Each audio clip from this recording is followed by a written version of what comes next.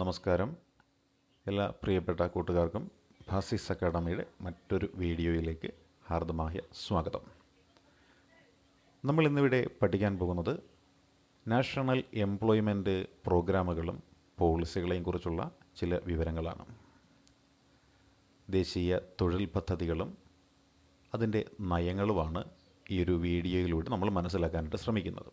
അപ്പോൾ എല്ലാവർക്കും ഒരിക്കൽ കൂടി ഭാസിസ് അക്കാഡമിയുടെ ഇന്നത്തെ എക്കണോമിക്സ് ക്ലാസ്സിലേക്ക് ഹാർദമായ സ്വാഗതം.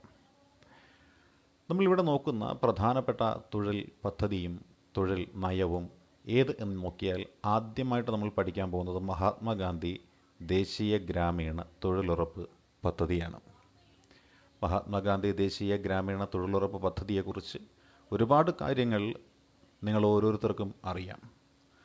എന്നാൽ അതിൽ ഏറ്റവും പരമപ്രധാനമായ കാര്യങ്ങൾ ഒന്നുകൂടി പഠിക്കുക, അതല്ലെങ്കിൽ ഒന്നുകൂടി മനസ്സിൽ ഊട്ടി ഉറപ്പിക്കുക എന്നതാണ് ഈ ഒരു ക്ലാസ്സിലൂടെ നമ്മളിവിടെ ശ്രമിക്കുന്നത്.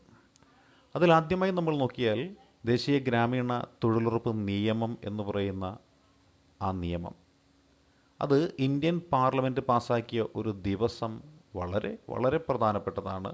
അത് ഓഗസ്റ്റ് 23 2005. അപ്പോൾ 2005 ഓഗസ്റ്റ് 23 ദേശീയ ഗ്രാമീണ തൊഴിലുറപ്പ് നിയമം പാർലമെൻറ്റ് പാസ്സാക്കിയത്. ഇത് ഗസറ്റ് ഓഫ് ഇന്ത്യയിൽ പ്രസിദ്ധീകരിച്ചു. ഗസറ്റ് ഓഫ് ഇന്ത്യയിൽ ഇത് പ്രസിദ്ധീകരിച്ചത് 2005 സെപ്റ്റംബർ 7. 2005 ഓഗസ്റ്റ് 23 പാസ്സാക്കിയ ദേശീയ ഗ്രാമീണ തൊഴിലുറപ്പ് നിയമം ഗസറ്റ് ഓഫ് ഇന്ത്യയിൽ പ്രസിദ്ധീകരിച്ച ദിവസമാണ് സെപ്റ്റംബർ 7, 2005. 2006 ഫെബ്രുവരി 2 പ്രാബല്യത്തിൽ വന്ന ഈ പുതിയ പദ്ധതി, അതിൻ്റെ ഉദ്ഘാടനം നടത്തപ്പെട്ട സ്ഥലം ആന്ധ്രാപ്രദേശിലാണ്. ആന്ധ്രാപ്രദേശിലെ ബണ്ടലപ്പള്ളി എന്ന ഗ്രാമത്തിലായിരുന്നു അന്നത്തെ പ്രധാനമന്ത്രിയായിരുന്ന മൻമോഹൻ സിംഗും അന്നത്തെ മുന്നണിയായ UPA, യുണൈറ്റഡ് പ്രോഗ്രസീവ് അലയൻസ് എന്ന് പറഞ്ഞ UPA ഉണ്ട്. ആ UPA മുന്നണിയുടെ അധ്യക്ഷയായിരുന്ന സോണിയാഗാന്ധിയും ചേർന്നാണ് നിർവഹിച്ചത്. അപ്പോൾ ദേശീയ ഗ്രാമീണ തൊഴിലുറപ്പ് പദ്ധതിയുടെ ഉദ്ഘാടന കർമ്മം നിർവഹിച്ചത് 2006 ഫെബ്രുവരി 2 ബണ്ടലപ്പള്ളി എന്ന സ്ഥലത്താണ്. ഇത് ആന്ധ്രാപ്രദേശിലാണ് ഉദ്ഘാടന കർമ്മം നിർവഹിച്ചത്. ഇന്ത്യൻ പ്രധാനമന്ത്രിയായിരുന്ന മൻമോഹൻ സിംഗും ഇന്ത്യ ഭരിച്ച യുണൈറ്റഡ് പ്രോഗ്രസീവ് അലയൻസ് എന്ന UPA മുന്നണിയുടെ അധ്യക്ഷയായിരുന്ന സോണിയ ഗാന്ധിയും ചേർന്നാണ്. ഈ പദ്ധതിക്ക് 2009 ഒക്ടോബർ 2 ചെറിയ ഒരു ഭേദഗതി വരുത്തുകയുണ്ടായി. നിയമത്തിൽ ഭേദഗതി വരുത്തി ഇതിൻ്റെ പേര് മഹാത്മാഗാന്ധി ദേശീയ ഗ്രാമീണ തൊഴിലുറപ്പ് പദ്ധതി എന്ന് പുനർനാമകരണം ചെയ്യുകയാണ്. അപ്പോൾ മഹാത്മാഗാന്ധി ദേശീയ ഗ്രാമീണ തൊഴിലുറപ്പ് പദ്ധതി എന്ന പേര് നിലവിൽ വന്ന വർഷമാണ് 2009 ഒക്ടോബർ 2 എന്ന വർഷം. തുടക്കത്തിൽ രാജ്യത്തെ 200ഓളം വരുന്ന പിന്നോക്ക ജില്ലകളിലായിട്ടാണ് ഈ പ്രോഗ്രാം നടപ്പിലാക്കിയത്. എന്നാൽ 2008 ഏപ്രിൽ 1 മുതൽ ഇത് എല്ലാ ജില്ലകളിലേക്കും വ്യാപിപ്പിക്കുകയാണ് ഉണ്ടായത്.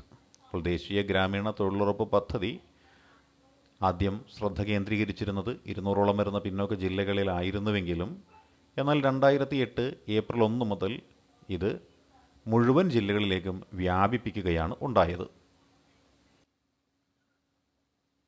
മഹാത്മാഗാന്ധി ദേശീയ തൊഴിലുറപ്പ് പദ്ധതി ആദ്യമായിട്ട് ആരംഭിച്ചപ്പോൾ നമ്മുടെ രാജ്യത്ത് 200ഓളം വരുന്ന പിന്നോക്ക ജില്ലകളിൽ മാത്രമായിട്ട് നടപ്പിലാക്കിയ ഒരു പദ്ധതിയായിട്ടാണ് നമ്മളിതിനെപ്പറ്റി പറഞ്ഞത്. ഇത് എന്താണ്, എങ്ങനെയാണ് എന്നാണ് ഇത് നമ്മൾ നോക്കുന്നത്. അതായത് ഇത് വിദഗ്ധ തൊഴിൽ അല്ല, അതായത് സ്കിൽഡ് ലേബർ അല്ല നമ്മുടെ ഈ ദേശീയ തൊഴിലുറപ്പ് പദ്ധതി മുഖാന്തരം നൽകുന്നത്. അതിന് വേണ്ടുന്നത് സന്നദ്ധത മാത്രമാണ്. തൊഴിൽ ചെയ്യുവാനായിട്ട് സന്നദ്ധതയുള്ള പ്രായപൂർത്തിയായിട്ടുള്ള ഏതൊരു വ്യക്തിക്കും, ഏതൊരു ഗ്രാമീണ കുടുംബത്തിനും പ്രത്യേകമുണ്ട്. കാരണം ഇത് ഗ്രാമീണ തൊഴിലുറപ്പ് പദ്ധതി എന്നല്ലേ പറയുന്നത്. അതുകൊണ്ട് ഏതൊരു ഗ്രാമീണ കുടുംബത്തിനും ഒരു സാമ്പത്തിക വർഷത്തിൽ 100 ദിവസത്തെ തൊഴിൽ ഉറപ്പ് നൽകുന്ന ഒരു നിയമം, അതാണ് മഹാത്മാഗാന്ധി ദേശീയ ഗ്രാമീണ തൊഴിലുറപ്പ് നിയമം. അപ്പോൾ നമ്മളിവിടെ പറഞ്ഞ കാര്യം ഇത്രയേ ഉള്ളൂ. മഹാത്മാഗാന്ധി ദേശീയ ഗ്രാമീണ തൊഴിലുറപ്പ് നിയമം ഉറപ്പ് നൽകുന്നു, അതാണ് ഗ്യാരൻറ്റീഡാണ്, ഉറപ്പ് നൽകുന്നു. മഹാത്മാഗാന്ധി ദേശീയ ഗ്രാമീണ തൊഴിലുറപ്പ് നിയമം 100 ദിവസത്തെ തൊഴിൽ ഉറപ്പ് നൽകുന്ന ഒരു പദ്ധതിയാണ്. ഏതൊരു ഗ്രാമീണ കുടുംബത്തിനും ഒരു സാമ്പത്തിക വർഷത്തിൽ 100 ദിവസത്തെ തൊഴിൽ ഉറപ്പ് നൽകുന്ന ഒരു പദ്ധതിയാണ് മഹാത്മാഗാന്ധി ദേശീയ ഗ്രാമീണ തൊഴിലുറപ്പ് പദ്ധതി. ഇത് അവിദഗ്ധ കായിക തൊഴിൽ ചെയ്യാൻ സന്നദ്ധതയുള്ള പ്രായപൂർത്തിയായ അംഗങ്ങളുള്ള ഏതൊരു ഗ്രാമീണ കുടുംബത്തിനും ഒരു സാമ്പത്തിക വർഷത്തിൽ 100 ദിവസത്തെ തൊഴിൽ ഉറപ്പ് നൽകുന്ന നിയമമാണ് മഹാത്മാഗാന്ധി ദേശീയ ഗ്രാമീണ തൊഴിലുറപ്പ് നിയമം. ഗ്രാമപ്രദേശങ്ങളിലെ ഓരോ കുടുംബത്തിനും പ്രതിവർഷം 100 തൊഴിൽ ദിനങ്ങൾ ലഭ്യമാക്കുക, അതുവഴി ദാരിദ്ര്യവും തൊഴിലില്ലായ്മയും ലഘൂകരിക്കാനുള്ള ഒരു സംരംഭം എന്ന നിലയിലാണ് ദേശീയ ഗ്രാമീണ തൊഴിലുറപ്പ് പദ്ധതി നടപ്പിലാവുന്നത്. ഗ്രാമപ്രദേശങ്ങളിലെ ഓരോ കുടുംബത്തിനും പ്രതിവർഷം 100 തൊഴിൽ ദിനങ്ങൾ ലഭ്യമാക്കുകയും അതുവഴി ദാരിദ്ര്യവും തൊഴിലില്ലായ്മയും ലഘൂകരിക്കുകയും ചെയ്യുന്ന ഒരു സംരംഭമാണ് ദേശീയ ഗ്രാമീണ തൊഴിലുറപ്പ് പദ്ധതി. സ്ഥായിയായ ദാരിദ്ര്യ ലഘൂകരണ സാധ്യതകളാണ് ദേശീയ ഗ്രാമീണ തൊഴിലുറപ്പ് പദ്ധതിയെ മുൻ തൊഴിൽദാന പദ്ധതികളിൽ നിന്നും വ്യത്യസ്തമാക്കുന്നത്.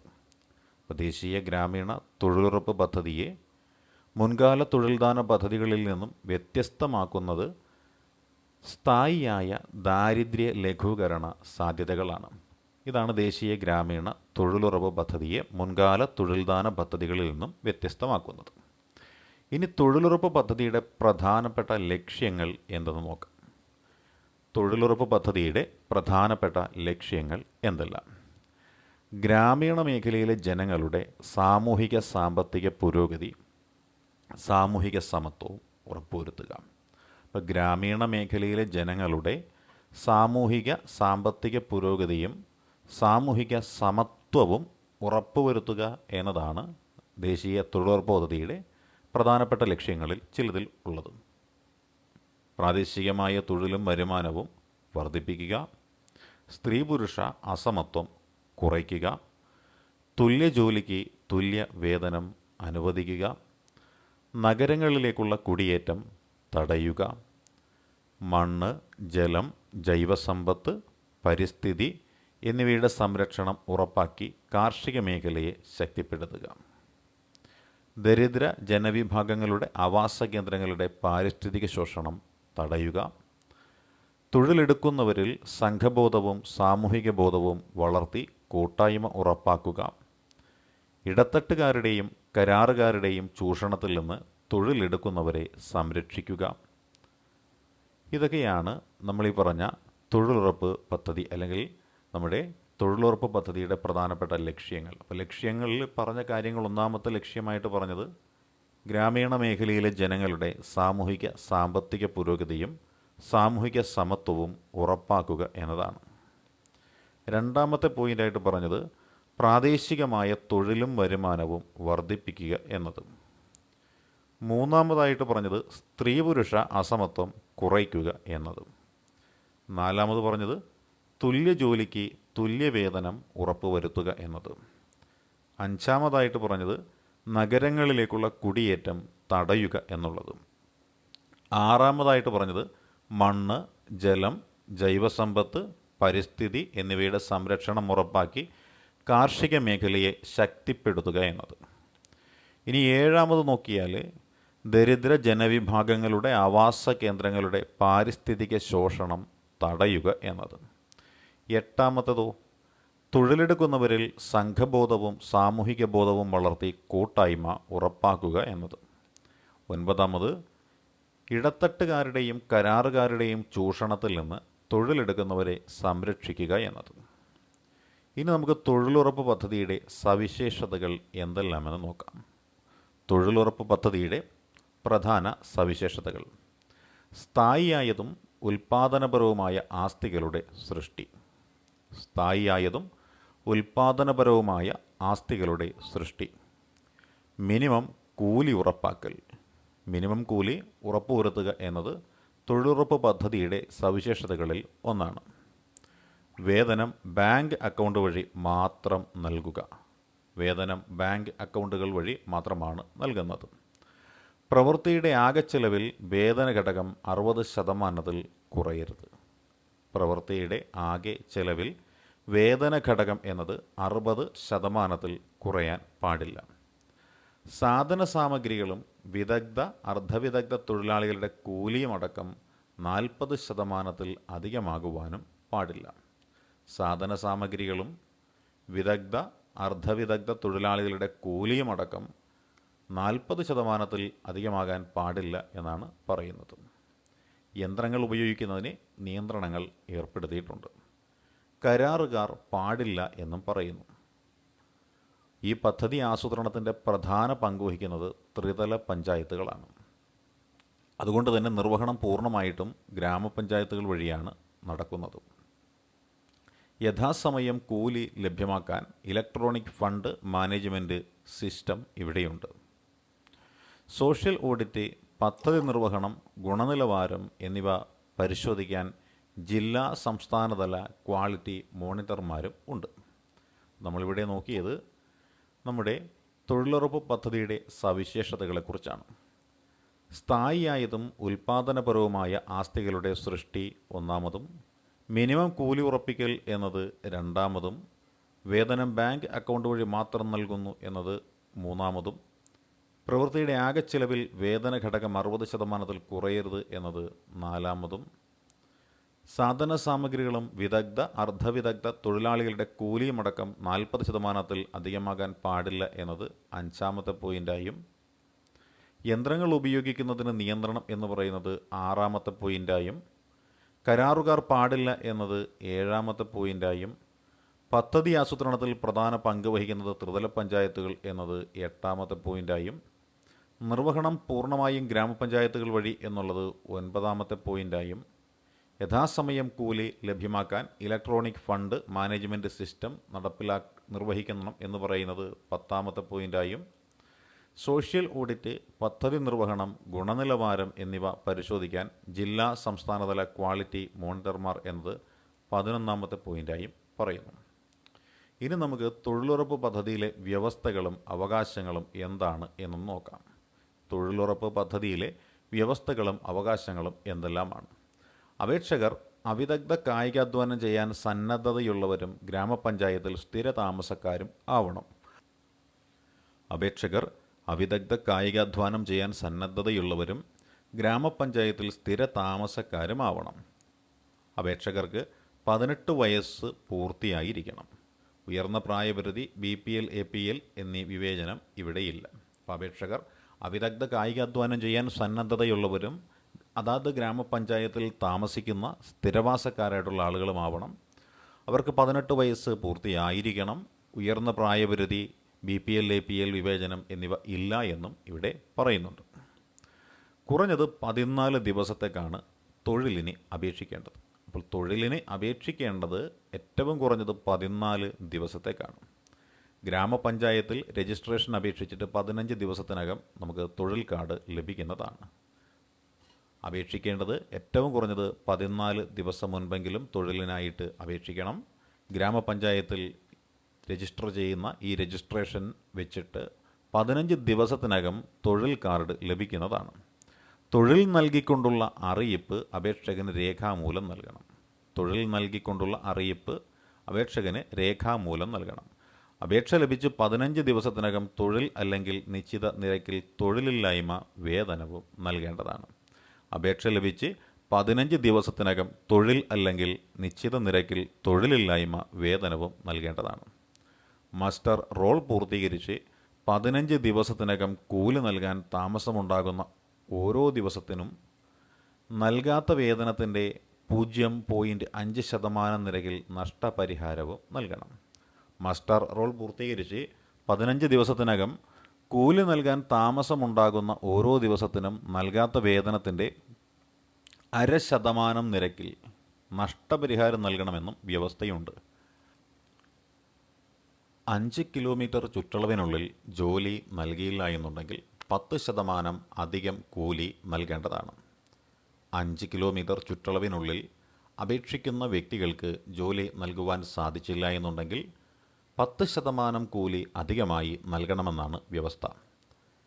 കുടിവെള്ളം, പ്രഥമ ശുശ്രൂഷ സൗകര്യം, വിശ്രമ സൗകര്യം എന്നിവ പണിയിടത്ത് ഉണ്ടാവണം എന്നുള്ളത് നിർബന്ധമാണ്. കുടിവെള്ളം, പ്രഥമ ശുശ്രൂഷ സൗകര്യം, വിശ്രമ സൗകര്യം എന്നിവ പണിയിടത്ത് ഉണ്ടാവേണ്ടതാണ്. പരിക്ക് പറ്റിയാൽ സൗജന്യ ചികിത്സയും പണിക്കിടയിൽ അപകടമരണമോ സ്ഥിരം അംഗവൈകല്യമോ എന്നിവ സംഭവിച്ചാൽ നഷ്ടപരിഹാരവും നൽകണമെന്നും വ്യവസ്ഥയുണ്ട്. പരിക്ക് പറ്റിയാൽ സൗജന്യ ചികിത്സയും പണിക്കിടയിൽ അപകടമരണം അല്ലെങ്കിൽ സ്ഥിരം അംഗവൈകല്യം എന്നിവ സംഭവിച്ചാൽ അതിന് നഷ്ടപരിഹാരത്തിനും വ്യവസ്ഥയുണ്ട്. കുറഞ്ഞത് 5 പേരെങ്കിലും ഉണ്ടെങ്കിൽ തൊഴിലാളികളുടെ 5 വയസ്സിൽ താഴെയുള്ള കുട്ടികൾക്ക് പരിപാലന സൗകര്യം ഒരുക്കണമെന്നും വ്യവസ്ഥയുണ്ട്. കുറഞ്ഞത് 5 പേരെങ്കിലും ഉണ്ടെങ്കിൽ തൊഴിലാളികളുടെ 5 വയസ്സിൽ താഴെയുള്ള കുട്ടികൾക്ക് പരിപാലന സൗകര്യം ഒരുക്കണം എന്നും വ്യവസ്ഥയുണ്ട്. അതേപോലെ ഏറ്റെടുക്കേണ്ടുന്ന പ്രവൃത്തികൾക്ക് എപ്പോഴും ഒരു മുൻഗണനാ ക്രമം ഉണ്ടായിരിക്കുന്നതാണ്. പ്രകൃതി വിഭവ പരിപാലനവുമായി ബന്ധപ്പെട്ട പൊതുപ്രവർത്തികൾ സമൂഹത്തിൽ അവശതയനുഭവിക്കുന്ന വിഭാഗങ്ങൾക്കുള്ള വ്യക്തിഗത ആസ്തികൾ, സ്വയം സഹായ സംഘങ്ങൾക്കുള്ള പൊതു അടിസ്ഥാന സൗകര്യങ്ങൾ എന്നിവയ്ക്കാണ് മുൻഗണന നൽകേണ്ടത്. പ്രകൃതി വിഭവ പരിപാലനവുമായി ബന്ധപ്പെട്ട പൊതുപ്രവർത്തികൾ സമൂഹത്തിൽ അവശതയനുഭവിക്കുന്ന വിഭാഗങ്ങൾക്കുള്ള വ്യക്തിഗത ആസ്തികൾ, സ്വയം സഹായ സംഘങ്ങൾക്കുള്ള പൊതു അടിസ്ഥാന സൗകര്യങ്ങൾ എന്നിവയ്ക്കാണ് മുൻഗണന നൽകേണ്ടത്. പ്രകൃതി വിഭവ പരിപാലന പദ്ധതികൾ, നീർത്തട പരിപാലന പ്രവൃത്തികൾ, സൂക്ഷ്മ ചെറുകിട ജലസേചന പദ്ധതികൾ, പരമ്പരാഗത ജലസ്രോതസ്സുകളുടെ പുനരുദ്ധാരണം, ജലസംരക്ഷണം, ജലക്കൊയ്ത്ത് എന്നിവയ്ക്ക് സഹായകമായ നിർമ്മിതികളും മരം വച്ചു പിടിപ്പിക്കലും വനവത്കരണവും പൊതുഭൂമിയിലെ വികസന പ്രവൃത്തികളാണ്. പ്രകൃതി വിഭവ പരിപാലന പദ്ധതികൾ, നീർത്തട പരിപാലന പ്രവൃത്തികൾ, സൂക്ഷ്മ ചെറുകിട ജലസേചന പദ്ധതികൾ, പരമ്പരാഗത ജലസ്രോതസ്സുകളുടെ പുനരുദ്ധാരണം, ജലസംരക്ഷണം, ജലക്കൊയ്ത്ത് എന്നിവയ്ക്ക് സഹായകമായ നിർമ്മിതികളും മരം വച്ചു പിടിപ്പിക്കലും വനവൽക്കരണവും പൊതുഭൂമിയിലെ വികസന പ്രവൃത്തികളാണ്. പ്രദേശത്തിൻ്റെ സാധ്യതകളും ആവശ്യങ്ങളും അനുസരിച്ച് പ്രകൃതി വിഭവങ്ങളുടെ ലഭ്യത കൂടി കണക്കിലെടുത്ത് ഗ്രാമസഭ നിശ്ചയിക്കുന്ന മുൻഗണനാക്രമത്തിലാണ് പദ്ധതികൾ നിശ്ചയിക്കേണ്ടത്. പ്രദേശത്തിൻ്റെ സാധ്യതകളും ആവശ്യങ്ങളും അനുസരിച്ച് പ്രകൃതി വിഭവങ്ങളുടെ ലഭ്യത കൂടി കണക്കിലെടുത്ത് ഗ്രാമസഭ നിശ്ചയിക്കുന്ന മുൻഗണനാക്രമത്തിലാണ് പ്രവൃത്തികൾ നിശ്ചയിക്കേണ്ടത്. അടുത്തത് എന്താണ് മഹാത്മാ പുരസ്കാരമെന്ന് നമുക്കൊന്ന് നോക്കാം. മഹാത്മാ പുരസ്കാരം എന്താണ്? മഹാത്മാ പുരസ്കാരം മഹാത്മാഗാന്ധി ദേശീയ ഗ്രാമീണ തൊഴിലുറപ്പ് പദ്ധതിയുടെ പ്രവർത്തനം മെച്ചമാക്കാനും ഊർജിതമാക്കാനുമുള്ള പ്രോത്സാഹനമെന്ന നിലയിലാണ് മികച്ച പ്രവർത്തനം നടത്തുന്ന ഗ്രാമപഞ്ചായത്തുകൾക്ക് 2012 മുതൽ ഏർപ്പെടുത്തിയ പുരസ്കാരമാണ് മഹാത്മാ പുരസ്കാരം എന്ന് പറയുന്നത്. മഹാത്മാഗാന്ധി ദേശീയ ഗ്രാമീണ തൊഴിലുറപ്പ് പദ്ധതിയുടെ പ്രവർത്തനം മെച്ചമാക്കാനും ഊർജിതമാക്കാനുമുള്ള പ്രോത്സാഹനമെന്ന നിലയിൽ മികച്ച പ്രവർത്തനം നടത്തുന്ന ഗ്രാമപഞ്ചായത്തുകൾക്ക് 2012 മുതൽ ഏർപ്പെടുത്തിയ പുരസ്കാരമാണ് മഹാത്മാ പുരസ്കാരം. സംസ്ഥാന തലത്തിൽ 1, 2, 3 സ്ഥാനക്കാർക്കും ജില്ലാതലത്തിൽ 1, 2 സ്ഥാനക്കാർക്കുമാണ് പുരസ്കാരം നൽകുന്നത്. സംസ്ഥാന തലത്തിൽ 1, 2, 3 സ്ഥാനക്കാർക്കും ജില്ലാതലത്തിൽ 1, 2 സ്ഥാനക്കാർക്കുമാണ് പുരസ്കാരം നൽകുന്നത്. 2021-22 മുതൽ മികച്ച ബ്ലോക്ക് പഞ്ചായത്തുകൾക്കും ഈ പുരസ്കാരം നൽകി വരുന്നു. മഹാത്മാ പുരസ്കാരമാണ് ഇവിടെ നൽകി വരുന്നത്. 2021-22 മുതൽ മികച്ച ബ്ലോക്ക് പഞ്ചായത്തുകൾക്കും ഈ പുരസ്കാരം നൽകുന്നുണ്ട്. മികച്ച പ്രകടനം നടത്തുന്ന മുനിസിപ്പാലിറ്റികൾക്കും കോർപ്പറേഷനും നൽകുന്നതാണ് മഹാത്മാ അയ്യൻകാളി പുരസ്കാരം. മികച്ച പ്രകടനം നടത്തുന്ന മുനിസിപ്പാലിറ്റികൾക്കും കോർപ്പറേഷനുകൾക്കും നൽകുന്നതാണ് മഹാത്മാ അയ്യൻകാളി. മഹാത്മാ അയ്യൻകാളിയുടെ നാമധേയത്തിലുള്ള മഹാത്മാ അയ്യൻകാളി പുരസ്കാരം എന്ന് പറയുന്നത്. വിവിധ വർഷങ്ങളിൽ സംസ്ഥാന തലത്തിൽ മഹാത്മാ പുരസ്കാരം നേടിയ ഗ്രാമപഞ്ചായത്തുകളെ നമുക്കൊന്ന് മനസ്സിലാക്കാൻ ശ്രമിക്കാം. 2012-2013 കാലഘട്ടത്തിൽ വെള്ളറട ഗ്രാമപഞ്ചായത്ത്, 2013-14 കാലയളവിൽ കടയ്ക്കാവൂർ ഗ്രാമപഞ്ചായത്ത്, 2014-15 കാലയളവിൽ നീലംപേരൂർ ഗ്രാമപഞ്ചായത്ത്, 2015-16 കാലയളവിൽ തളിക്കുളം ഗ്രാമപഞ്ചായത്ത്, 2016-17 കാലയളവിൽ ഇടമലക്കുടി ഗ്രാമപഞ്ചായത്ത്, 2017-18 കാലയളവിൽ കൊടുമൺ ഗ്രാമപഞ്ചായത്ത്. 2019-20 കാലഘട്ടങ്ങളിൽ കൊക്കയാർ കള്ളിക്കാട്ട് ഗ്രാമപഞ്ചായത്ത്. 2020-21 ഏഴംകുളം, കടമ്പനാട്, മൈലപ്ര, നെടുംപുറം, റാന്നി അങ്ങാടി, കരുവാറ്റ, തലയാഴം, എടപ്പാൾ എന്നീ പ്രദേശങ്ങളിലെ ഗ്രാമപഞ്ചായത്തുകളും ലിസ്റ്റിൽ ഇടം പിടിച്ചു. 2021 കളിക്കാട് ആണ് ഈ പുരസ്കാരത്തിന് അർഹത നേടിയത്. അടുത്തത് അയ്യൻകാളി നഗര തൊഴിലുറപ്പ് പദ്ധതിയാണ്. കേരള സംസ്ഥാന സർക്കാർ 2009-2010 സാമ്പത്തിക വർഷം ആരംഭിച്ചതാണ് അയ്യൻകാളി നഗര തൊഴിലുറപ്പ് പദ്ധതി. അയ്യൻകാളി നഗര തൊഴിലുറപ്പ് പദ്ധതി 2009-2010 സാമ്പത്തിക വർഷം ആരംഭിച്ച പദ്ധതിയാണ്. നഗരപ്രദേശങ്ങളിൽ വസിക്കുന്ന അവിദഗ്ധ കായിക തൊഴിൽ ചെയ്യാൻ സന്നദ്ധതയുള്ള ഓരോ കുടുംബത്തിലെയും പ്രായപൂർത്തിയായ അംഗങ്ങൾക്ക് ഒരു സാമ്പത്തിക വർഷത്തിൽ കുറഞ്ഞത് 100 ദിവസം എങ്കിലും തൊഴിൽ ഉറപ്പാക്കുകയും അതിലൂടെ കുടുംബങ്ങളുടെ ജീവിത സുരക്ഷ ഉറപ്പാക്കുകയുമാണ് അയ്യൻകാളി നഗര തൊഴിലുറപ്പ് പദ്ധതിയുടെ ലക്ഷ്യമായി പറയുന്നത്. അയ്യൻകാളി നഗര തൊഴിലുറപ്പ് പദ്ധതിയുടെ ലക്ഷ്യം എന്ത് എന്ന് ചോദിച്ചാൽ കുറഞ്ഞത് 100 ദിവസം നാഗരിക തൊഴിൽ ഉറപ്പു നൽകുക. നഗരപ്രദേശങ്ങളിൽ വസിക്കുന്ന അവിദഗ്ധ കായിക തൊഴിൽ ചെയ്യാൻ സന്നദ്ധതയുള്ള ഓരോ കുടുംബത്തിലെയും പ്രായപൂർത്തിയായ അംഗങ്ങൾക്ക് ഒരു സാമ്പത്തിക വർഷത്തിൽ കുറഞ്ഞത് 100 ദിവസം തൊഴിൽ ഉറപ്പാക്കുകയും അതിലൂടെ കുടുംബങ്ങളുടെ ജീവിത സുരക്ഷ ഉറപ്പാക്കുകയുമാണ് അയ്യൻകാളി നഗര തൊഴിലുറപ്പ് പദ്ധതിയുടെ ലക്ഷ്യമായി പറയുന്നത്. കേരളത്തിലെ എല്ലാ മുനിസിപ്പൽ കോർപ്പറേഷനുകളിലും മുനിസിപ്പാലിറ്റികളിലുമാണ് ഈ പദ്ധതി, അതായത് അയ്യൻകാളി നഗര തൊഴിലുറപ്പ് പദ്ധതി നടപ്പിലാക്കുന്നത്. മഹാത്മാഗാന്ധി ദേശീയ ഗ്രാമീണ തൊഴിലുറപ്പ് പദ്ധതിയുടെ കീഴിൽ ഏറ്റെടുത്ത് നടപ്പാക്കാവുന്ന എല്ലാ പ്രവൃത്തികളും അയ്യൻകാളി നഗര തൊഴിലുറപ്പ് പദ്ധതിയുടെ കീഴിലും ഏറ്റെടുക്കാം. മഹാത്മാഗാന്ധി ദേശീയ ഗ്രാമീണ തൊഴിലുറപ്പ് പദ്ധതിയുടെ കീഴിൽ ഏറ്റെടുത്ത് നടപ്പാക്കാവുന്ന എല്ലാ പദ്ധതികളും അയ്യൻകാളി നഗര തൊഴിലുറപ്പ് പദ്ധതിയുടെ കീഴിലും ഏറ്റെടുക്കാമെന്നാണ് വ്യവസ്ഥ. അടുത്ത പദ്ധതിയാണ് ഗ്രാമീണ വനിതാ ശിശു വികസന പദ്ധതി എന്ന് പറയുന്നത്.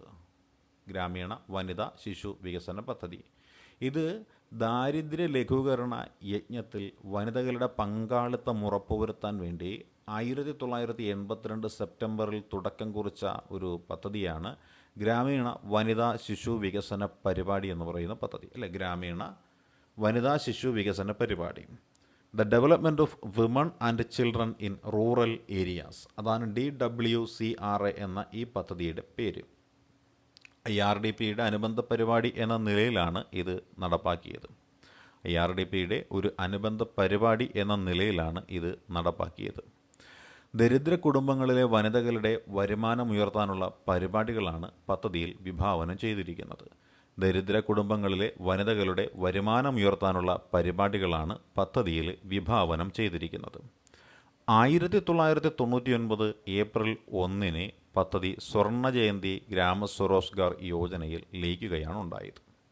1999 DWCRA എന്ന് പറയുന്ന ഈ പദ്ധതി 1999 ഏപ്രിൽ 1 സ്വർണ്ണ ജയന്തി ഗ്രാമ സ്വരോസ്ഗാർ യോജനയിൽ ലയിച്ച് ചേരുകയാണ് ഉണ്ടായത്.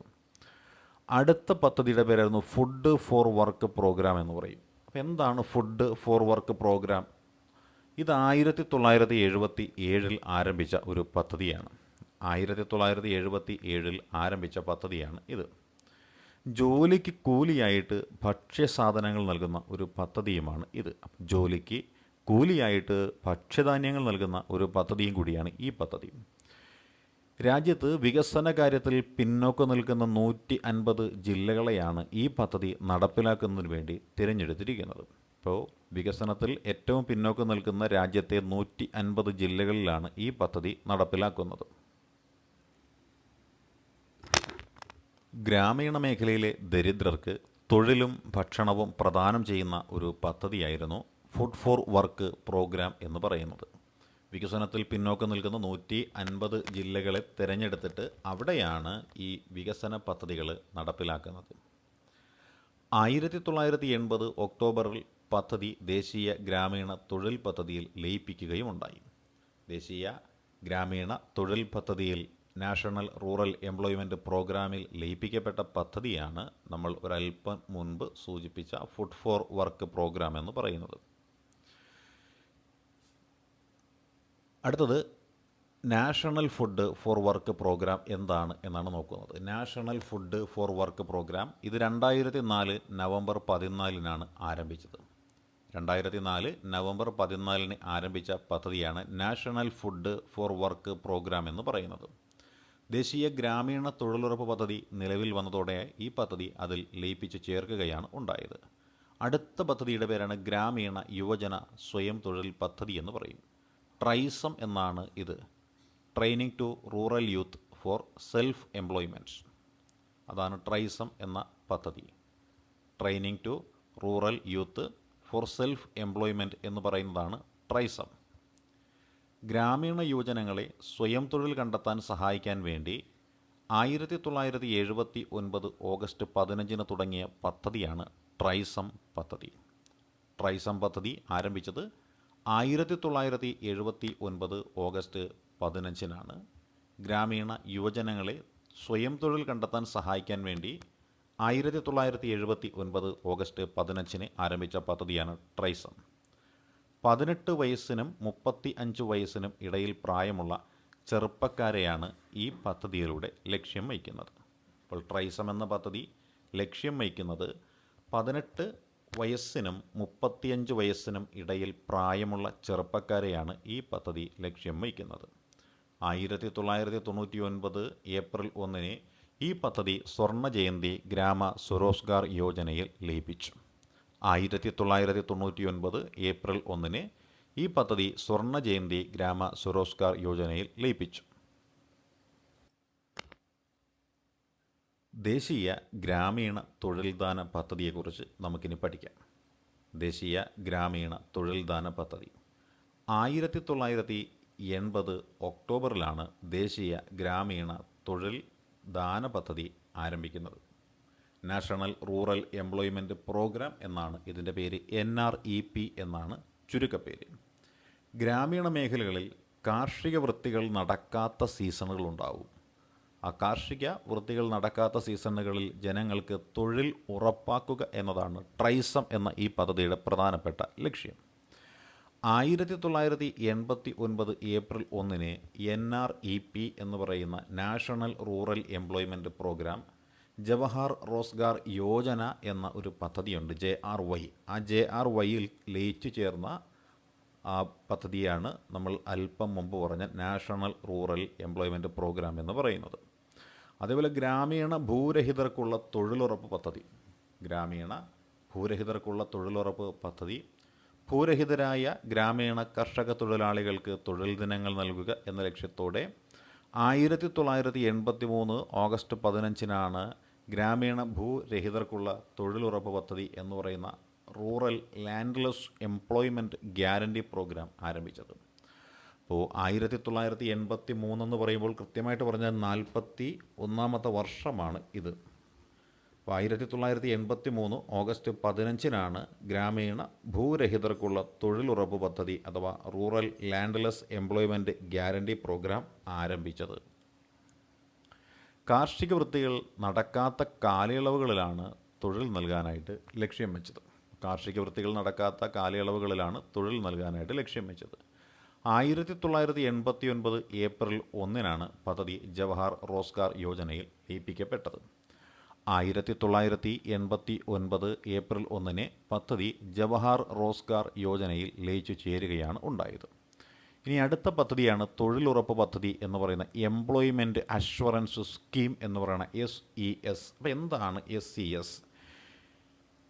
എന്താണ് എംപ്ലോയ്മെൻറ്റ് അഷ്വറൻസ് സ്കീം എന്നുള്ളതിൻ്റെ ചുരുക്കപ്പേരാണ് SES എന്ന് പറയുന്നത്. ഇത് ആരംഭിച്ചത് 1993 ഒക്ടോബർ 2 ഗാന്ധി ജയന്തി ദിനത്തിലാണ് ഇത് ആരംഭിച്ചത്. കാർഷിക വൃത്തികൾ നടക്കാത്ത കാലയളവുകളിൽ ഗ്രാമീണ ജനതയ്ക്ക് തൊഴിൽ നൽകുക എന്നതായിരുന്നു ഈ പദ്ധതിയുടെ പ്രധാനപ്പെട്ട ലക്ഷ്യം.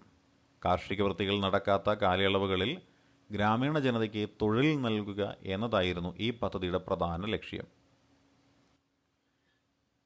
കേന്ദ്രവും സംസ്ഥാനവും തമ്മിൽ 75:75 എന്ന അംശബന്ധത്തിലാണ് ഈ പദ്ധതി ചെലവഴിക്കുന്നത്. കേന്ദ്രവും സംസ്ഥാനവും തമ്മിൽ 25:75, അതായത് സംസ്ഥാനം 25ഉം കേന്ദ്രം 75ഉം എന്ന അനുപാതത്തിലാണ് ഇവിടെ ഫണ്ട് ഷെയറിംഗ് വരുന്നത്. 75% തുക കേന്ദ്ര സർക്കാരും 25% തുക എന്ന് പറയുന്നത് സംസ്ഥാന സർക്കാരുമാണ് ഇതിന് നിർവഹിച്ചു കൊടുക്കുന്നത്. 2001 സെപ്റ്റംബർ 25-ന് പദ്ധതി സമ്പൂർണ്ണ ഗ്രാമീൺ റോസ്ഗാർ യോജനയിൽ ലയിപ്പിക്കുകയാണ് ഉണ്ടായത്. 2001 സെപ്റ്റംബർ 25-ന് പദ്ധതി സമ്പൂർണ്ണ ഗ്രാമീൺ റോസ്ഗാർ യോജനയിൽ ലയിപ്പിക്കുകയാണ് ഉണ്ടായത്. ഇനി നമുക്ക് ജവഹർ റോസ്ഗാർ യോജന എന്താണ് എന്ന് നോക്കാം. Jawahar Rozgar Yojana national rural employment programme എന്ന NREP, rural landless employment guarantee programme എന്ന RLEGP. ഈ രണ്ട് പദ്ധതികളും സംയോജിപ്പിച്ചാണ് 1989 ഏപ്രിൽ 1-ന് ജവഹർ റോസ്ഗാർ യോജന നിലവിൽ വരുന്നത്. അതായത് NREP എന്ന് പറയുന്ന ഒരു പദ്ധതി നമ്മളിപ്പോൾ പറഞ്ഞതാണ്. അതേപോലെ അതിൻ്റെ ഒപ്പം തന്നെ RLEGP എന്ന് പറയുന്ന rural landless employment guarantee programme എന്ന് പറയുന്ന പദ്ധതി. ഈ രണ്ട് പദ്ധതികളും തമ്മിൽ 1989 ഏപ്രിൽ മാസം 1-ന് ലയിച്ചു ചേരുകയും ജവഹർ റോസ്ഗാർ യോജന എന്ന പേരിൽ ഒരു പദ്ധതി നിലവിൽ വരികയുമാണ് ഉണ്ടായത്.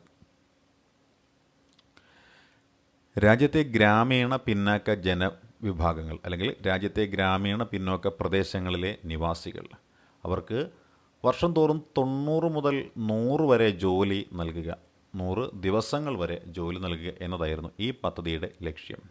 രാജ്യത്തെ ഗ്രാമീണ പിന്നോക്ക പ്രദേശങ്ങളിലെ നിവാസികൾക്ക് പ്രതിവർഷം 90 മുതൽ 100 വരെ അല്ലെങ്കിൽ 100 ദിവസം വരെ ജോലി നൽകുക എന്നതായിരുന്നു ഈ പദ്ധതിയുടെ ലക്ഷ്യം. പദ്ധതി ചെലവിൻ്റെ 80% കേന്ദ്രവും 20% സംസ്ഥാനങ്ങളുമാണ് വഹിക്കുന്നത്. പദ്ധതി ചെലവിൻ്റെ 80% കേന്ദ്രവും 20% സംസ്ഥാനങ്ങളുമാണ് വഹിച്ചു വരുന്നത്. 1999 ഏപ്രിൽ 1-ന് ജവഹർ റോസ്ഗാർ യോജന പുനഃസംഘടിപ്പിക്കുകയും ജവഹർ ഗ്രാമ സമൃദ്ധി യോജന എന്ന പേരിൽ SGSY ആണ്. SGSY, അതായത് ജവഹർ SGSY അല്ല, JGSY, ജവഹർ ഗ്രാമ സമൃദ്ധി യോജന എന്ന പേരിൽ പുനർനാമകരണം ചെയ്യുകയുമാണ് ഉണ്ടായത്. 1999 ഏപ്രിൽ 1-ന് ജവഹർ ഗ്രാം റോസ്ഗാർ യോജന അല്ലെങ്കിൽ 1999 ഏപ്രിൽ 1-ന് ജവഹർ റോസ്ഗാർ യോജന എന്ന ഈ പദ്ധതി ജവഹർ ഗ്രാം സമൃദ്ധി യോജന എന്ന് പുനർനാമകരണം ചെയ്യുകയുണ്ടായി. ദരിദ്രരായ ഗ്രാമീണർക്ക് തൊഴിലിനൊപ്പം അവരുടെ ജീവിത നിലവാരം ഉയർത്തലും ഈ പദ്ധതിയുടെ ലക്ഷ്യത്തിൽ ഉൾപ്പെട്ടിരിക്കുന്നു. ദരിദ്രരായ ഗ്രാമീണർക്ക് തൊഴിലിനൊപ്പം അവരുടെ ജീവിത നിലവാരം ഉയർത്തുക എന്നതും പദ്ധതിയുടെ പ്രധാനപ്പെട്ട ലക്ഷ്യങ്ങളിലൊന്നാണ്. JGSY എന്ന ഈ പദ്ധതി 2001 സെപ്റ്റംബർ 25 മുതൽ സമ്പൂർണ്ണ ഗ്രാമീൺ റോസ്ഗാർ യോജന എന്ന SGRY എന്ന പദ്ധതിയിൽ ലയിപ്പിക്കുകയാണ് ഉണ്ടായത്. ജവഹർ ഗ്രാം സമൃദ്ധി യോജന പദ്ധതി 2001 സെപ്റ്റംബർ 25 മുതൽ സമ്പൂർണ്ണ ഗ്രാമീൺ റോസ്ഗാർ യോജന എന്ന SGRY പദ്ധതിയിൽ ലയിപ്പിക്കുകയാണ് ഉണ്ടായത്. ഇനി നമുക്ക് മറ്റൊരു പദ്ധതിയായ ഗ്രാമീണ കരകൗശല വികസന പദ്ധതി എന്താണ് എന്ന് മനസ്സിലാക്കാൻ ശ്രമിക്കാം. അപ്പോൾ ഗ്രാമീണ കരകൗശല വികസന പദ്ധതി ഗ്രാമീണ കരകൗശല തൊഴിലാളികൾക്ക് ആധുനിക പണിയായുധങ്ങൾ നൽകി അവരുടെ വരുമാനം വർദ്ധിപ്പിക്കുന്ന പദ്ധതിയാണ് ഗ്രാമീണ കരകൗശല വികസന പദ്ധതി എന്ന SITRA എന്ന് പറയും. അപ്പോൾ supply of improved tool kits to rural artisans എന്നതാണ് ഇത്. ഗ്രാമീണ കരകൗശല തൊഴിലാളികൾക്ക് ആധുനിക പണിയുപകരണങ്ങൾ നൽകിക്കൊണ്ട് അവരുടെ വരുമാനം വർദ്ധിപ്പിക്കാനുള്ള പദ്ധതിയാണ് SITRA അഥവാ supply of improved tool kits to rural artisans. 1992 ജൂലൈയിൽ ആരംഭിച്ച പദ്ധതി SITRA എന്ന ഈ പദ്ധതി 1999 ഏപ്രിൽ 1-ന് സ്വർണ്ണ ജയന്തി ഗ്രാം സ്വരോസ്ഗാർ യോജനയിൽ ലയിച്ച് ചേരുകയാണ് ഉണ്ടായത്. 1992 ജൂലൈയിൽ ആരംഭിച്ച SITRA എന്ന പദ്ധതി 1999 ഏപ്രിൽ 1-ന് സ്വർണ്ണ ജയന്തി ഗ്രാമ സ്വരോസ്ഗാർ യോജനയിൽ ലയിച്ചു ചേരുകയാണ് ഉണ്ടായത്. ഇനി നമുക്ക് സ്വർണ്ണ ജയന്തി ഗ്രാം സ്വരോസ്ഗാർ യോജന പദ്ധതി എന്താണ് എന്നൊന്ന് മനസ്സിലാക്കാൻ ശ്രമിക്കാം. അപ്പോൾ സ്വർണ്ണ ജയന്തി ഗ്രാമ സ്വരോസ്ഗാർ യോജന എന്താണ്? ഇന്ത്യയിൽ നിലവിലിരുന്ന ദാരിദ്ര്യ നിർമ്മാർജ്ജന പരിപാടികളെല്ലാം കൂടി ഒരു കുടക്കീഴിൽ കൊണ്ടുവന്ന് 1999 ഏപ്രിൽ 1 തുടക്കം കുറിച്ച ഒരു വിശാലമായ പദ്ധതിയാണ് സ്വർണ്ണ ജയന്തി ഗ്രാമ സ്വരോസ്ഗാർ യോജന എന്ന SGSY. ഇന്ത്യയിൽ നിലവിലിരുന്ന ദാരിദ്ര്യ നിർമ്മാർജ്ജന പരിപാടികൾ ഒരു കുടക്കീഴിലാക്കാനായിട്ട് ഇവയെല്ലാം എന്ത് ചെയ്തു, കൂട്ടിയോജിപ്പിക്കുകയാണ്. അങ്ങനെ 1999 ഏപ്രിൽ 1 തുടക്കം കുറിച്ച ഒരു ബൃഹത് പദ്ധതിയാണ് സ്വർണ്ണ ജയന്തി ഗ്രാമ സ്വരോസ്ഗാർ യോജന എന്ന ഈ പദ്ധതി. IRDP, ട്രൈസം, DWCRA, SITRA എന്നീ പദ്ധതികളാണ് SGSYയിൽ ലയിപ്പിച്ചത്. അതായത് ഏതൊക്കെ പദ്ധതികളാണ് SGSYയിൽ ലയിപ്പിച്ചു വെച്ചാൽ IRDP integrated rural development programme, TRYSEM training rural youth for self employment എന്ന് പറയുന്ന TRYSEM, DWCRA development of women and children in rural areas, SITRA SITRA supply of improved tool kits to rural artisans. ഇങ്ങനെയുള്ള ഈ പദ്ധതികളെയാണ് SGSY എന്ന സ്വർണ്ണ ജയന്തി ഗ്രാമ സ്വരോസ്ഗാർ യോജന എന്ന പദ്ധതിയിൽ ലയിപ്പിച്ചത്. സ്വയം തൊഴിൽ സംരംഭങ്ങളിലൂടെ ഗ്രാമപ്രദേശങ്ങളിലെ ദാരിദ്ര്യം ഇല്ലായ്മ ചെയ്യാനാണ് ഈ പദ്ധതി ലക്ഷ്യം വെച്ചത്. സ്വയം തൊഴിൽ സംരംഭങ്ങളിലൂടെ ഗ്രാമപ്രദേശങ്ങളിലെ ദാരിദ്ര്യത്തെ ഇല്ലായ്മ ചെയ്യുന്ന പദ്ധതിയും കൂടിയാണ് നമ്മളിപ്പോൾ പഠിച്ചുകൊണ്ടിരിക്കുന്ന ഏത് പദ്ധതി? സ്വർണ്ണ ജയന്തി ഗ്രാമ സ്വരോസ്ഗാർ യോജന എന്ന ഈ പദ്ധതി. ഗ്രാമപ്രദേശങ്ങളിലെ ദരിദ്ര കുടുംബങ്ങളെ ദാരിദ്ര്യരേഖയ്ക്ക് മുകളിൽ എത്തിക്കുക എന്നതാണ് ഈ പദ്ധതികളുടെ എല്ലാം വികസന ലക്ഷ്യം. ഗ്രാമപ്രദേശങ്ങളിലെ ദരിദ്ര കുടുംബങ്ങളെ ദാരിദ്ര്യരേഖയ്ക്ക് മുകളിൽ എത്തിക്കുക എന്നതായിരുന്നു പ്രധാനപ്പെട്ട വികസന ലക്ഷ്യമായി കണക്കാക്കുന്നത്. ഗ്രാമപ്രദേശങ്ങളിലെ ദരിദ്ര കുടുംബങ്ങളെ ദാരിദ്ര്യരേഖയ്ക്ക് മുകളിൽ എത്തിക്കുക എന്നതായിരുന്നു ഈ പദ്ധതിയുടെ പ്രധാനപ്പെട്ട വികസന ലക്ഷ്യം. ജില്ലാതല ഗ്രാമീണ വികസന ഏജൻസികൾ വഴിയാണ് ഈ പദ്ധതി നടപ്പിലാക്കുന്നത്. അതായത് DRDA വഴിയാണ് ഈ ഒരു പദ്ധതി പ്രധാനമായിട്ടും നടപ്പിലാക്കുന്നത്. കേന്ദ്രവും സംസ്ഥാനങ്ങളും ഫണ്ട് ഷെയറിംഗ് ഇവിടെ 75:25 എന്ന അനുപാതത്തിലാണ് ഉള്ളത്. കേന്ദ്രം 75%, സംസ്ഥാനം 25% ഫണ്ട് ചെലവഴിക്കുന്നു എന്ന്. സെൽഫ് ഹെൽപ്പ് ഗ്രൂപ്പുകളുടെ കൂട്ടായ്മയിലൂടെ പദ്ധതികൾ നടപ്പാക്കുന്ന രീതിയിലാണ് SGSY വിഭാവനം ചെയ്തിരിക്കുന്നത്. അപ്പോൾ SGSY എന്ന ഈ പദ്ധതി വിഭാവനം ചെയ്തിരിക്കുന്നത് എപ്രകാരമാണ്? അതാണ് നമ്മൾ സൂചിപ്പിച്ചിരിക്കുന്നത്. എങ്ങനെയാണ്? സെൽഫ് ഹെൽപ്പ് ഗ്രൂപ്പുകളുടെ കൂട്ടായ്മയിലൂടെയാണ് ഈ പദ്ധതികൾ നടപ്പിലാക്കുന്നത്. 2011 ജൂണിൽ SGSY പദ്ധതി ദേശീയ ഗ്രാമീണ ജീവനോപാധി ദൗത്യവുമായി പുനഃസംഘടിപ്പിക്കുകയാണ്. 2011 ജൂണിൽ SGSY പദ്ധതി ദേശീയ ഗ്രാമീണ ജീവനോപാധി ദൗത്യവുമായിട്ട് പുനഃസംഘടിപ്പിക്കപ്പെടുകയാണ് ഉണ്ടായത്. സമ്പൂർണ്ണ ഗ്രാമീൺ റോസ്ഗാർ യോജന എന്ന SGRYക്ക് എന്ത് സംഭവിച്ചു എന്ന് നമുക്കൊന്ന് നോക്കാം. SGRY ജവഹർ ഗ്രാമസമൃദ്ധി യോജന, തൊഴിലുറപ്പ് പദ്ധതി എന്നിവയെ സംയോജിപ്പിച്ചുകൊണ്ട് 2001 സെപ്റ്റംബർ 25 സമ്പൂർണ്ണ ഗ്രാമീൺ റോസ്ഗാർ യോജന ആരംഭിച്ചത്. അപ്പോൾ സമ്പൂർണ്ണ ഗ്രാമീൺ റോസ്ഗാർ യോജന ആരംഭിച്ചത് 2001 സെപ്റ്റംബർ 25 ഗ്രാമീണ മേഖലയിൽ ദാരിദ്ര്യരേഖയ്ക്ക് താഴെയുള്ളവർക്ക് തൊഴിലും ഭക്ഷണവും നൽകാനുള്ള പദ്ധതിയായിട്ടാണ് ഇത് കണക്കാക്കപ്പെടുന്നത്. ഗ്രാമീണ മേഖലയിൽ ദാരിദ്ര്യരേഖയ്ക്ക് താഴെയുള്ളവർക്ക് തൊഴിലും ഭക്ഷണവും നൽകാനുള്ള പദ്ധതിയായിട്ടാണ് ഇത് കണക്കാക്കപ്പെടുന്നത്. മധ്യവർത്തികൾ ഒഴിവാക്കുവാനായിട്ട് ഈ പദ്ധതിക്ക് കഴിഞ്ഞു എന്നുള്ളതായിരുന്നു ഇതിൻ്റെ പ്രത്യേകത. അതായത് ഗ്രാമീണ മേഖലയിലുള്ള ജനങ്ങൾക്കും സർക്കാരിനും ഇടയിൽ ഇടനിലക്കാരായിട്ട് നിൽക്കുന്ന മധ്യവർത്തികളെ ഒഴിവാക്കുവാനായിട്ട് ഈ ഒരു പദ്ധതിക്ക് സാധിച്ചു. 2006 ദേശീയ ഗ്രാമീണ തൊഴിലുറപ്പ് പദ്ധതി നിലവിൽ വന്നതോടെ SGRY അതിൻ്റെ ഭാഗമായിട്ട് മാറ്റപ്പെടുകയാണ് ഉണ്ടായത്. 2006 ദേശീയ ഗ്രാമീണ തൊഴിലുറപ്പ് പദ്ധതി നിലവിൽ വന്നതോടെ SGRY അതിൻ്റെ ഭാഗമായിട്ട് മാറ്റപ്പെടുകയാണ് ഉണ്ടായത്. സമഗ്ര തണ്ണീർത്തട പരിപാലന പദ്ധതിയെക്കുറിച്ചാണ് ഇനി നമ്മൾ നോക്കാൻ പോകുന്നത്. സമഗ്ര തണ്ണീർത്തട പരിപാലന പദ്ധതി, അതായത് ഇൻ്റഗ്രേറ്റഡ് വാട്ടർഷെഡ് മാനേജ്മെൻറ്റ് പ്രോഗ്രാം എന്ന് പറയുന്ന പദ്ധതി. നിലവിലുണ്ടായിരുന്ന 3 പദ്ധതികളെ സംയോജിപ്പിക്കുകയാണ്. 2010-2009 കാലയളവിൽ ആരംഭിച്ച പദ്ധതികളുണ്ട്. അതാണ് സമഗ്ര നീർത്തട പരിപാലന പദ്ധതി എന്ന് പറയുന്നത്. വരൾച്ച ബാധിത പ്രദേശങ്ങളുടെ പദ്ധതി, മരുഭൂമി വികസന പദ്ധതി, സംയോജിത തരിശുഭൂമി വികസന പദ്ധതി എന്നിവയെല്ലാം കൂട്ടിച്ചേർത്തുകൊണ്ടാണ് നമ്മൾ ഈ പറയുന്ന ഏത് വരുന്നത് 2006 SGRY എന്ന് പറയുന്ന സ്വർണ്ണ ജയന്തി ഗ്രാമ സ്വരോസ്ഗാർ യോജന വരുന്നത്.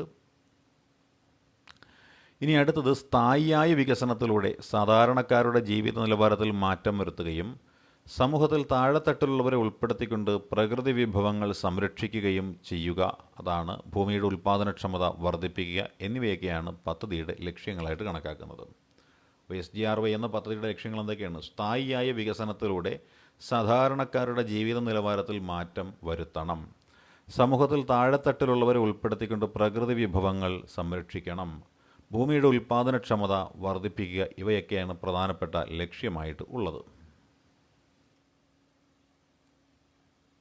എന്നിട്ട് വീണ്ടും